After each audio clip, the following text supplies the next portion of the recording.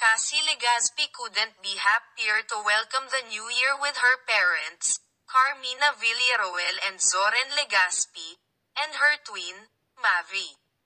On Instagram, the Eat Bulaga host shared family photos as they welcomed 2024.